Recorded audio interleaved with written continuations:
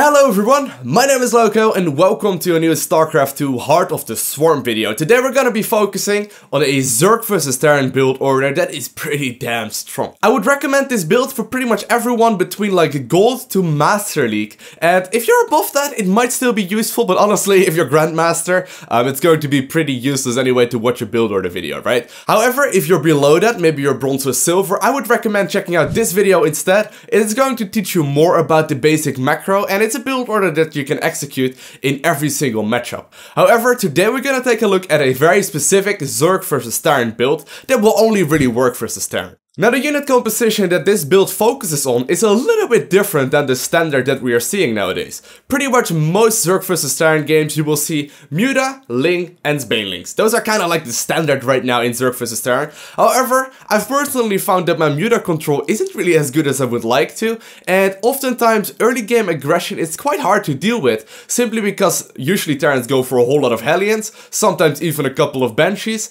and just simply defending with Zerglings and Queens early game it's pretty damn tricky. So in this specific build, we pretty much ditch that concept altogether. We still open up with a whole lot of Queens, but the Zergling part, not so much. We don't add Zerglings until the middle part of the game. Instead, we focus on Roaches. Now, there's a couple of things that are very strong about this build. First, I already mentioned it's easy to control. You don't really need to control all the Mutalisks and the Zerglings and the Banelings individually. You can just sort of work in one control group. Secondly, early game defense is pretty easy because Roaches are very strong versus everything that the Terran can throw at you early game. And third, this build sets up for a really strong mid game. Doesn't really matter if the Terran is going bio or if it's going mech, you can adjust accordingly. Now, I'm going to assume that the Terran is going to go for bio, which is the most standard, but obviously we already have the Roach warren up anyway, in which case mech is absolutely no problem to deal with either. So this build is very strong against a whole lot of Terran strategies, right? However, you need to keep in mind that there's also a couple of weaknesses with this build. First off, we delay the turret by a couple of minutes, so this is pretty important to realize. Our economy early game is not nearly as strong as it would usually be if you open up with speedlings. Now in the lower leagues this doesn't really matter all that much, but maybe if you're playing Diamond or Master League and your opponent scouts this efficiently and responds accordingly, it might get you in trouble because you don't have the economy to deal with the Terran aggression. The second thing to watch out for is that obviously since we're skipping out Mutalisks, dealing with Terran drops in the middle part of the game might be very tricky. So what is this build that I'm actually talking about? Basically what we're gonna do is open up with Roaches and Queens in the early part of the game. In the middle part of the game we transition to Roaches, Lings and Banelings. And in the late part of the game, well somewhat late part, we get it pretty early on, we go for a quick Hive and switch into Ultralisks instead. Now keep in mind this is very strong versus bio.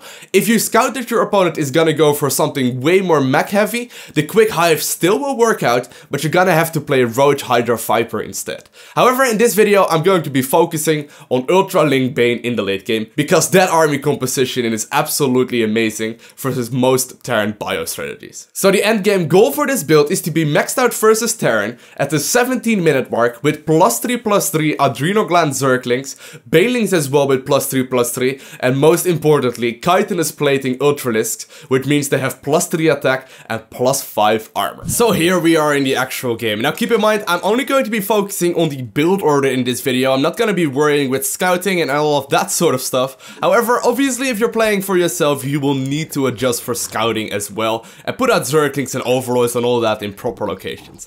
Now first off, you want to be opening up this build order as usual with a 9 Overlord. Next up, at 15 supply, you want to be making a hatchery on the low ground. So I'm going to go hatchery first at 15. After the hatchery, you will want to get the spawning pool up, and in my case I'm gonna get that at 16 supply.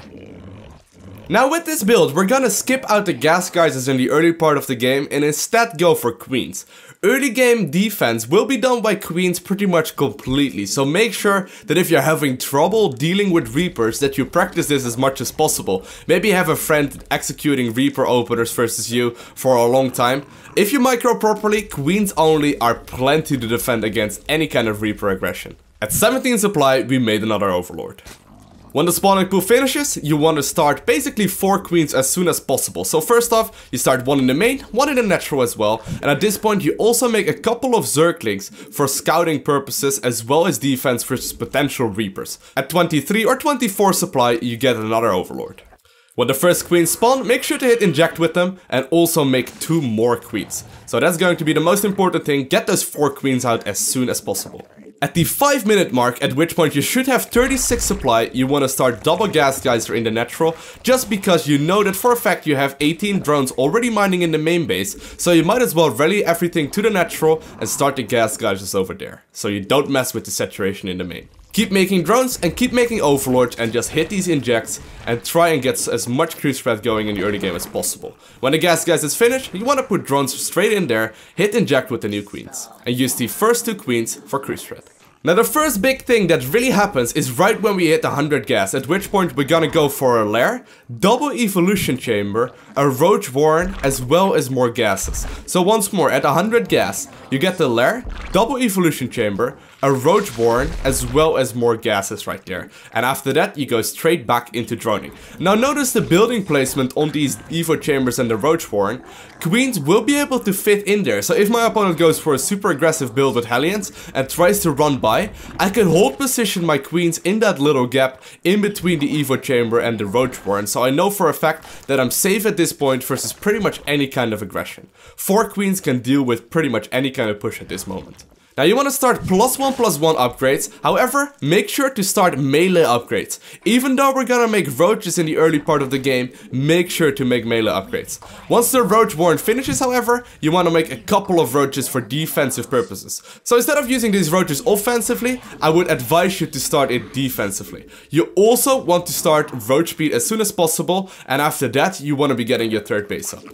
At this point, you also start your Baneling Nest, and you're also gonna start Metabolic Boost, which is Zergling Speed. Right now, after getting a couple of roaches out, you can use those for a little bit of aggression and a little bit of map control, maybe to put a little bit of aggression onto your Terran opponent, but all the time you're doing this, make sure to make as many drones as you possibly can. At this point, it is also okay to be a little bit oversaturated. Just make sure to transfer drones from the natural and the main base to the 3rd base once it finishes up. As soon as the Baneling Nest finishes, you want to start the Baneling Speed upgrade, and you also want to be starting the Overlord Speed upgrade as well. If you feel like it and it's your playstyle, you might want to start Burrow at this point too. Now obviously, normally you would be scouting around as much as possible and knowing exactly what your opponent is up to. You might want to add on more units right here. However, I'm not playing versus an opponent since it's just practice, so I'm not gonna be doing it. However, always respond to your Terran opponent. When +1/+1 is done, you want to be starting +2/+2 right away, as well as an infestation pit. When this infestation pit finishes, we're gonna go for a very quick hive. Now the moment that you start making tons of units is right when you hit max saturation at the 3rd base. So right now my 3rd is about to be finishing up. I'm going to be putting all the drones right here, getting some gas gouges going as well, but at this point I'm pretty much full saturated at the 3rd, so I'm gonna start massive amounts of units. These units that I'm going to be making is gonna be mostly Zerglings and Roaches, and I'm gonna morph a couple of Banelings if it turns out to be necessary. Also, you want to be starting a macro hatchery to get some more larvae going. Once the infestation pit finishes, you want to be starting the hive as soon as you can. Now the benchmark that we're trying to hit is 15-minute Ultralisks. So you want to start Ultralisks as soon as you possibly can. So far we've been extremely greedy upgrading everything, and at this point you should be ahead in upgrades versus the Terran as well. It is always wise to morph a couple of defensive Banelings at this point too, because most of the time the Terran starts moving out right around now. If you notice that the Terran took a 3rd base, you want to be getting your 4th base as well, but like I mentioned, I'm playing a practice game, so obviously I'm not playing versus an opponent. However, if my opponent would have had a 3rd base up, I would start my own 4th. Once the hive finishes up, you want to be starting the Ultralisk Cavern as well as Adrenal Clans for the Zerglings right away. Also, when the +2/+2 upgrades finish up, you want to be starting the +3/+3 as soon as possible. So right now I'm starting to save up a whole lot of gas and a whole lot of minerals, simply because I want to be making as many Ultras as I possibly can. Making a couple more Zerglings in between, but right now I start saving, so I can start about 4 or 5 Ultras as soon as the Ultralisk Cavern finishes up. As of right now, I'm still on schedule to hit the 15-minute Ultralisks, which is exactly what I'm trying to hit, so let's have a look at how this is gonna work out. Ultralisk Cavern is done. You instantly want to be starting Chitinous Plating, as well as many Ultralisks as you can. As you can see, for me it's about 5 or 6 Ultralisks that I decide to create, and after that, I'm going to be supplementing the Ultralisks with Zerglings. So after this, you don't really want to be making any more Roaches, because Roaches are kind of a waste of supply. Once these Roaches die, I'm going to replace them with more Ultras and more Zerglings, simply because of the fact that Roaches in the end game are not very supply efficient. It is going to be a little bit before the 15-minute mark, and 14 minutes and 50 seconds is when my Ultralisk spawned and when I will be able to defend pretty much everything that the Terran can throw at me. Now, you don't really want to be too aggressive versus the Terran until your +3/+3 is done. Normally around this time the Terran moves out themselves and you will be able to absolutely crush their army, but make sure to not leave creep until +3/+3 is done. So right now I am just waiting until the 17-minute mark, which is hopefully when I finish my upgrades, which is the benchmark that I put for myself, which is pretty much the fastest +3/+3 that a Zerg can go for. So here we go, 16 minutes and 30 seconds, and I have about 10 seconds remaining on these +3/+3 upgrades. I should be able to finish it up perfectly in time. So whenever you practice this, make sure to have the Ultralisks done at 15 minutes and both upgrades at the 17-minute mark. So yeah, that is pretty much it. Now there's a couple of things you need to keep in mind. First off, you need to be practicing this. So what I would recommend you do is open up a custom game, add no opponent whatsoever, and simply just play with yourself in a socially accepted manner. Now what you're trying to hit is two benchmarks. So the first thing that you're trying to hit, the first benchmark that you're trying to hit is the 15-minute Ultralisks.